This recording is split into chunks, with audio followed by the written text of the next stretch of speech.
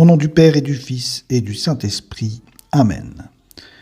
Mon Seigneur et mon Dieu, je crois fermement que tu es ici, que tu me vois, que tu m'entends. Je t'adore avec profonde révérence. Je te demande le pardon de mes péchés et la grâce de faire avec profit ce moment de prière. Ma Mère Immaculée, Saint Joseph, mon Père et Seigneur, mon ange gardien, intercédez pour moi.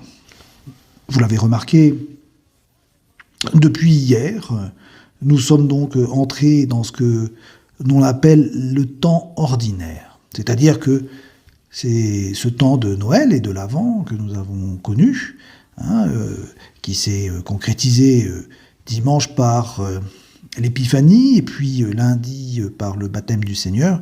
Eh bien, nous sommes retournés dans un temps que l'on appelle le temps ordinaire et qui va nous présenter la vie du Seigneur. Et l'Église nous présente les premiers commencements de la vie publique du Seigneur. Nous apprenons ainsi que Jésus quitte Nazareth, qu'il décide de s'installer quelques dizaines de kilomètres plus loin, au bord du lac de Tibériade. Et là, il choisit la ville de Capharnaüm, qui est une ville portuaire assez importante, où il partagera la vie de la population, qui va apprendre rapidement les guérisons miraculeuses que Jésus opère, et qui ensuite, cette population va devenir captivée par les paroles du Seigneur. Et à partir de Capharnaüm, Jésus va rayonner dans les villages voisins et va aussi lancer ses disciples deux par deux pour la mission. C'est le début, en définitive, de l'activité missionnaire de l'Église qui commence avec le Seigneur lui-même et ensuite avec les disciples qu'il envoie. Et nous verrons le lancement finalement définitif de cette activité missionnaire de l'Église, d'abord au moment de l'ascension du Seigneur, complétée quelques jours plus tard par l'envoi de l'Esprit Saint au moment de la Pentecôte. À l'ascension, Jésus dit aux apôtres, et en définitive à nous tous, « Allez, dit-il, de toutes les nations faites des disciples, baptisez-les au nom du Père et du Fils et du Saint-Esprit. Apprenez-leur à observer tout ce que je vous ai commandé. Et moi, je suis avec vous tous les jours jusqu'à la fin du monde. » Alors aujourd'hui, donc, je vous lis quelques passages de l'évangile de la messe. Le soir venu, donc à la fin de la journée, le Seigneur, après le coucher du soleil, on lui amenait tous ceux qui étaient atteints d'un mal ou possédés par des démons. La ville entière se pressait à la porte. Il guérit beaucoup de gens atteints de toutes sortes de maladies et il expulsa beaucoup de démons. Il empêchait les démons de parler parce qu'ils savaient, eux, qui il était. Le lendemain, Jésus se leva, bien avant l'aube. Il sortit et se rendit dans un endroit désert, et là, il priait. Simon et ceux qui étaient avec lui partirent à sa recherche. Et ils le trouvent et lui disent « Tout le monde te cherche. » Jésus leur dit « Allons ailleurs, dans les villages voisins, afin que, là aussi, je proclame l'Évangile. » C'est pour cela que je suis sorti. Et il parcourut toute la Galilée, proclamant l'Évangile dans leurs synagogues et expulsant les démons. Voyez, Jésus a une activité extrêmement intense. Il n'omet pas de prier tôt le matin, de s'isoler, et ensuite, on le voit dans les villages voisins de Capharnaüm, partout en Galilée, guérir des malades, expulser des démons, prêcher l'Évangile, la parole, la bonne nouvelle. Et nous, en ce 21e siècle, nous recevons aussi cette impulsion que Jésus donne. Et selon l'expression très chère au pape François, nous sommes des disciples missionnaires.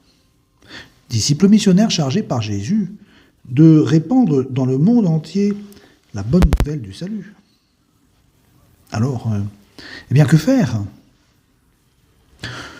La vocation des missionnaires consiste à partir dans un pays de mission et à partir de là d'évangéliser, d'annoncer l'évangile à des personnes qui n'ont jamais entendu parler de Dieu, de l'Église, ou plutôt de l'Église, du Christ.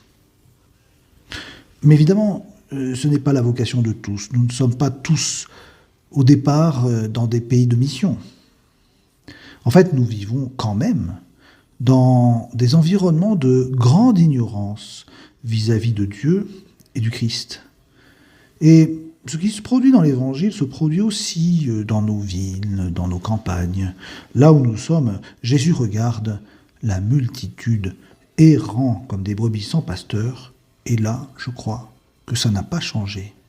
La mission ne nous envoie pas dans des pays ainsi reculés, mais la mission nous envoie là où nous sommes, parce que là où nous sommes, tant et tant de personnes, dans le fond, ont une très vague idée de qui est Jésus de Nazareth, et de Dieu et de l'Évangile. Alors, l'exemple du Seigneur doit être pour nous un encouragement à nous lancer à la mission. Et pour cela, il faut un peu d'audace, un peu de courage, et puis une vie de prière qui nous appuie. Permettez-moi de vous raconter une petite anecdote.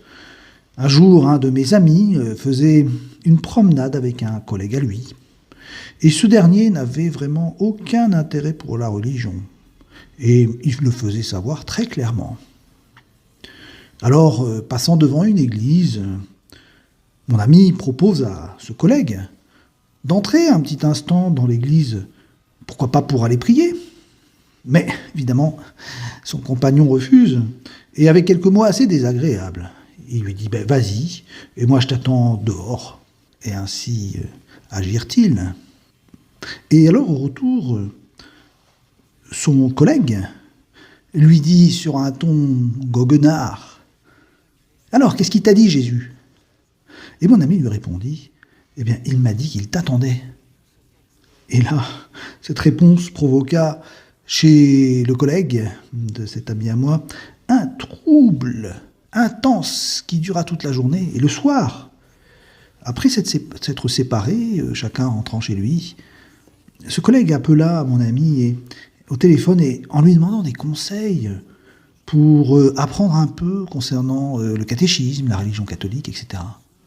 Il avait été tout simplement frappé par cette réponse. Jésus m'a dit qu'il t'attendait.